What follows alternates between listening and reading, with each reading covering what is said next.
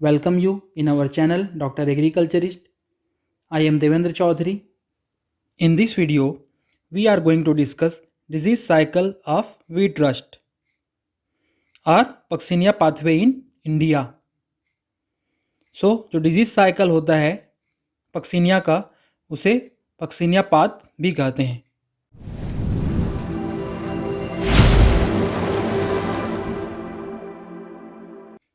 पहले देखते हैं स्पोर्स इन रस्ट।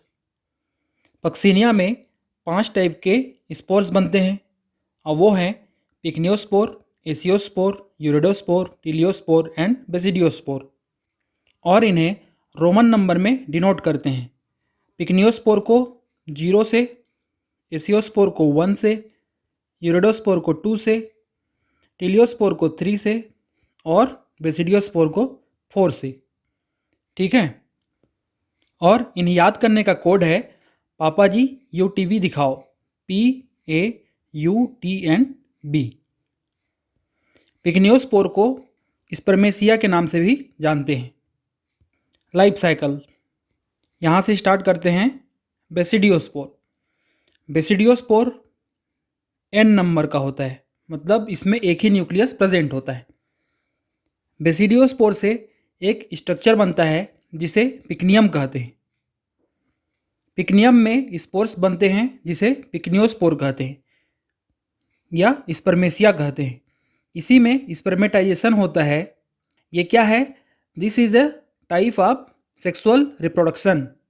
इसमें क्या होता है, एक रिसेप्टिव हाइफी होता है, वहाँ पर स्पर्मेसिया आता है और हेट्रोकैरियोटिक कंडीशन बनाता है और हेट्रोकैरियोटिक माइसीलियम बनते हैं, और वो माइसीलियम एक स्ट्रक्चर का फॉर्मेशन करते हैं जिसे कहते हैं एसियम। एसियम में स्पोर्स बनते हैं जिसे एसियोस्पोर कहते हैं। एसियोस्पोर जर्मिनेट होता है और बनाता है यूरिडोसोराई। इसके अंदर यूरिडोस्पोर बनते हैं। वीट के तीनों रस्ट में जो पुस्ट्यूल्स बनते हैं वो क्या हैं? यूरिडोसोराई हैं। मतलब रस्ट के पुस्ट्यूल्स को यूरिडोसोराई के नाम से भी जानते हैं। इसके बाद टिलियोसोराई बनता है जो कि ब्लैक कलर का होता है। यहाँ पर टिलियोस्पोर्स बनते हैं। टिलियोस्पोर में मियोसिस होती है और बेसिडियोस्पोर बनते हैं। अगर हम न्यूक्लियर स्टेटस को देखें, मतलब इन स्पोर्स में कितने न्यूक्लियस प्रेजेंट हैं, तो वो हो जाएंगे बेसिडियोस्पोर्स में एक ही न्यूक्लियस है, इसीलिए N है। पिक्नियोस्पोर में भी N होगा। एसियोस्पोर में N+N होगा। यूरिडोस्पोर भी N+N और टिलियोस्पोर N+N स्टार्टिंग में होता है, लेकिन मैच्योरिटी के बाद ये 2N में कन्वर्ट हो जाता है और इसमें मियोसिस होती है। मियोसिस के बाद 4 बेसिडियोस्पोर बनते हैं और ये जो 2N है वो 4N न्यूक्लियस में कन्वर्ट हो जाता है। इस प्रकार से इसका साइकिल चलते रहता है। जो डिजीज साइकिल है वो लाइफ साइकिल से अलग होता है। ये जो फंगस का लाइफ साइकिल है, इसमें अगर होस्ट फैक्टर को भी ऐड कर दें तो बन जाता है डिजीज साइकिल। आगे देखते हैं डिजीज साइकिल क्या होता है। अभी हम देख रहे हैं disease cycle of black rust, मतलब पक्सिनिया ग्रेमिनिस TTC का लाइफ साइकिल। सबसे पहले जो ध्यान देने वाली बात है वो है पिक्नियोस्पोर और एसियोस्पोर। ये दोनों बारबेरी में बनते हैं जो कि पक्सिनिया का अल्टरनेट होस्ट है, और यूरिडोस्पोर और टिलियोस्पोर ये दोनों वीट में बनते हैं जो कि इसका मेन होस्ट है, और जो बेसिडियोस्पोर है वो टिलियोस्पोर के ऊपर बनता है। ठीक है, यहाँ से स्टार्ट करते हैं। टिलियोस्पोर अभी N+N कंडीशन है। ध्यान से देखिए, यहाँ पर एक सेल में 2 न्यूक्लियस प्रेजेंट है। ये क्या हो गया? N+N। इसके बाद इसमें कैरियोगेमी होता है और दोनों न्यूक्लियस आपस में जुड़ जाते हैं, फिर ये बन जाता है 2N। इसके बाद इसमें मियोसिस होती है, प्रोमाइसिलियम बनता है और 4 बेसिडियोस्पोर बनते हैं। ये होते हैं N वाले, मतलब एक ही न्यूक्लियस प्रेजेंट है। अब ये हवा में उड़ते उड़ते जाते हैं और बारबेरी प्लांट के अपर सरफेस में लैंड करते हैं। वहाँ पर ये जर्मिनेट होते हैं और एक स्ट्रक्चर बनाते हैं जिसे कहते हैं पिक्नियम, और यहाँ पर स्पर्मेसिया बनता है जिसे पिक्नियोस्पोर कहते हैं। फिर एक हाइफी बनता है जिसमें 2 न्यूक्लियस प्रेजेंट होते हैं, और वो हेट्रोकैरियोटिक हाइफी प्लांट के लीफ में ग्रो करता है और प्लांट सरफेस के निचली साइड में चले जाता है और वहाँ पर इन्वर्टेड कप शेप का एक स्ट्रक्चर बनाता है जिसे कहते हैं एसियम। और एसियम में जो स्पोर बनते हैं जो कि N+N होते हैं उसे कहते हैं एसियोस्पोर। अब ये एसियोस्पोर हवा में उड़ते हुए जाता है वीट प्लांट में, वहाँ पर जर्मिनेट होता है और इन्फेक्शन करता है और यूरिडोसोरस बनाता है। यहाँ पर यूरिडोस्पोर बनते हैं और ये स्पोर किसी दूसरे वीट प्लांट में जाते हैं, वहाँ पर फिर से इन्फेक्शन करते हैं, फिर से यूरिडोसोरस बनता है। तो ये वाला एक सेकेंडरी साइकिल चलते रहता है। बाद में जब वीट का सीज़न ख़त्म होते रहता है उस समय यूरिडोस्पोर टीलियोसोरस बनाते हैं और वहाँ पर टीलियोस्पोर बनता है और ये भी N+N होता है। बाद में इसमें कैरियोगेमी होगी, मियोसिस होगा। इस प्रकार से ये जो साइकिल है वो चलते रहता है। Puccinia path, long distance movement and annual recurrence of wheat rust follows a specific pattern which is known as Puccinia path. समझते हैं ये क्या होता है।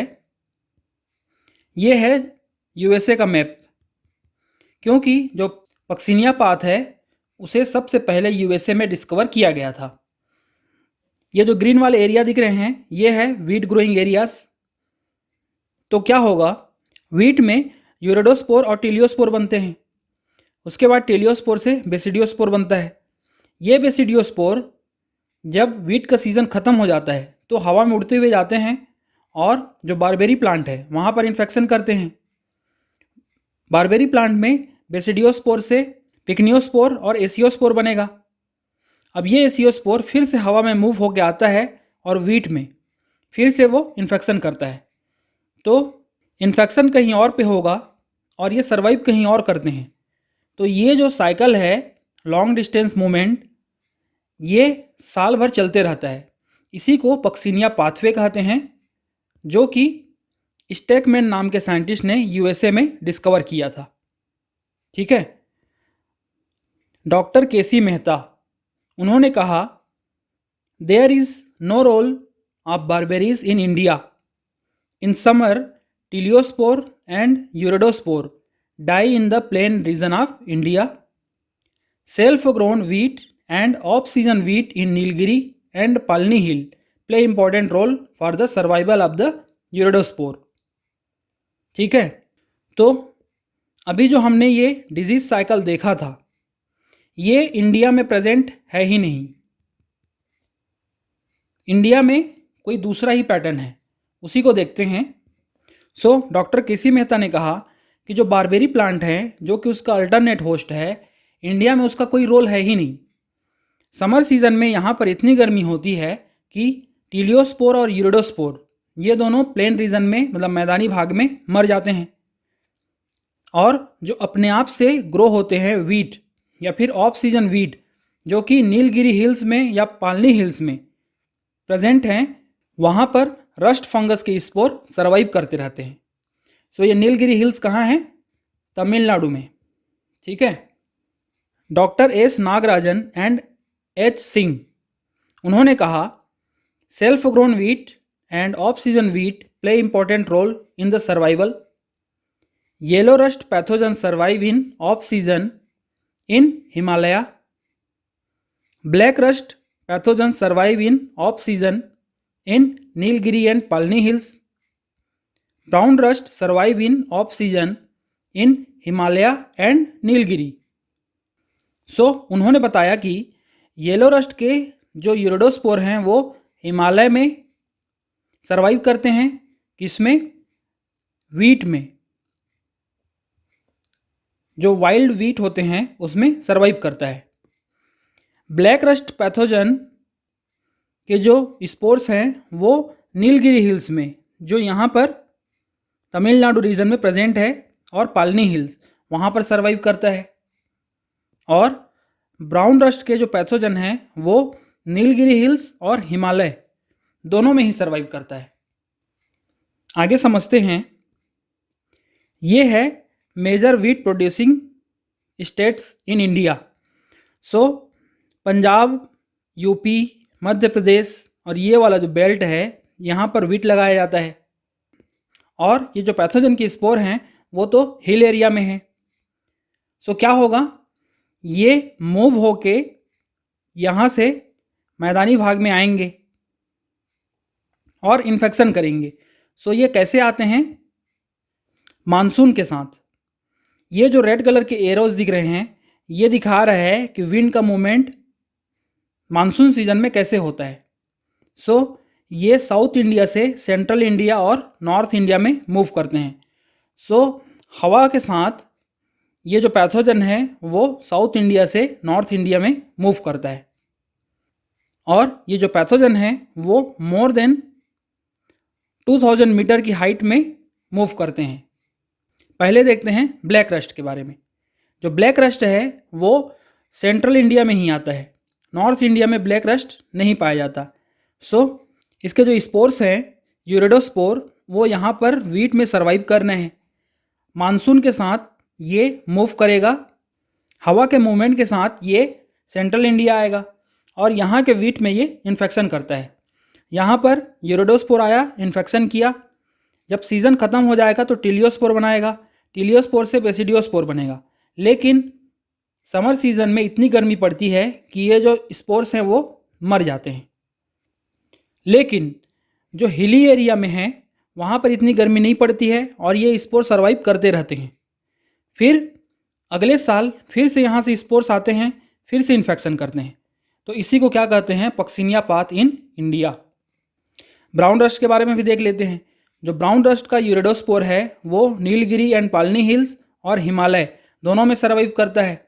हवा के साथ ये नॉर्थ इंडिया और सेंट्रल इंडिया दोनों में आता है, क्योंकि जो ब्राउन रस्ट है वो नॉर्थ इंडिया में भी आता है और सेंट्रल इंडिया में भी आता है।